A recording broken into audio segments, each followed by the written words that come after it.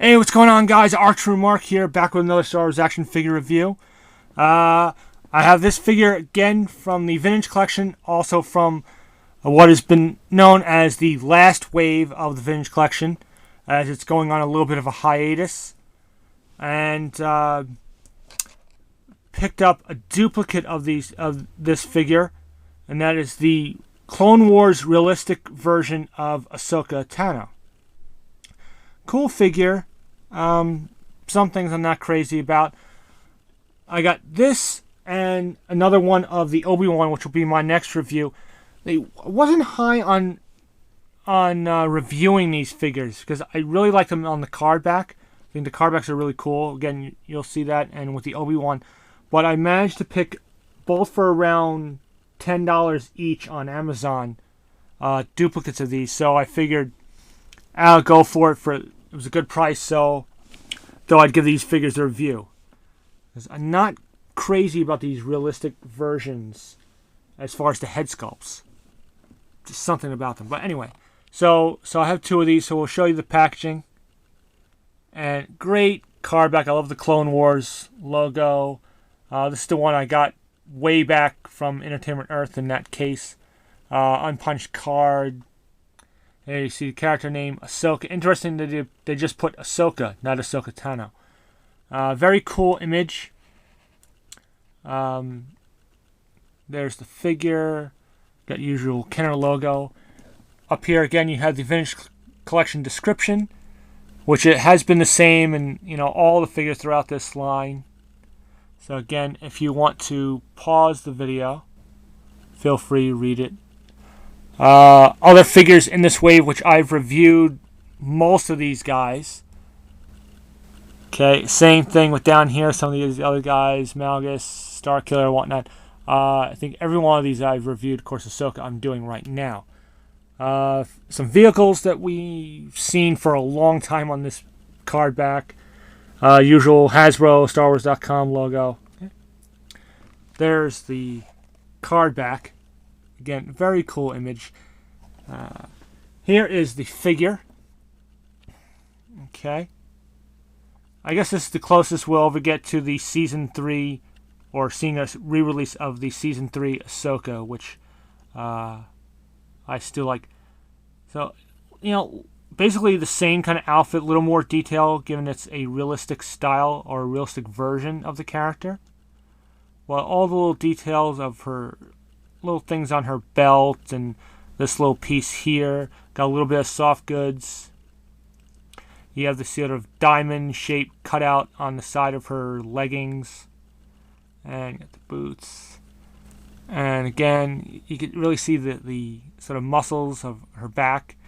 If you look at the figure, look at the facial sculpt, she looks like a little older version of Ahsoka. Like maybe a little bit later down the line during the Clone Wars.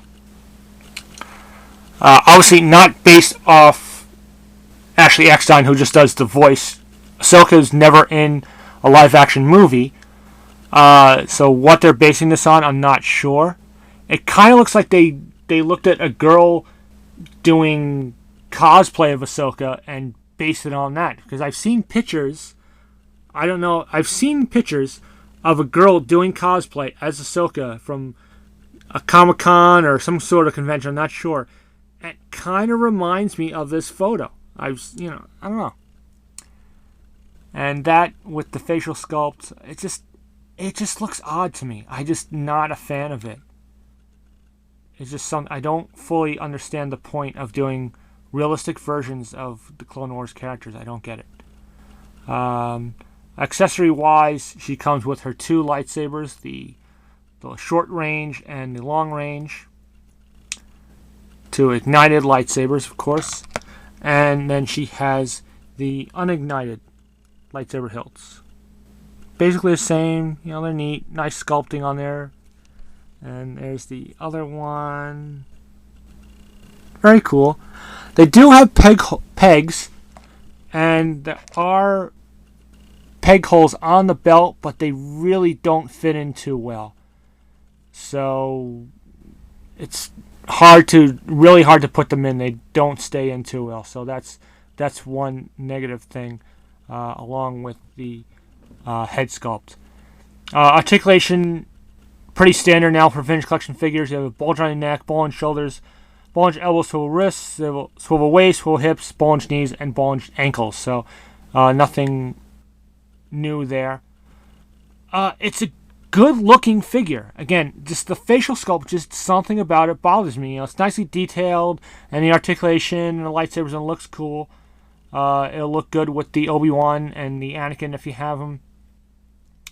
Like I said, I managed to find a second one for a good price. That's the kind of the only reason I'm decided to do the reviews on this figure. But it's not a bad figure. It's just, for me, it's just something is just off about it with the head sculpt. It just bothers me. I don't know. But there you have it. Form your own opinion. Do not, if you like it, certainly pick it up if you can. If you don't, don't pick it up. But it's a very well done figure. And there you have it. It depends on the opinion of the person buying it. So, hope you enjoyed this review. Hopefully it helped you decide one way or the other. And, as usual, comment, rate, subscribe. And until my next review, may the Force be with you. So long.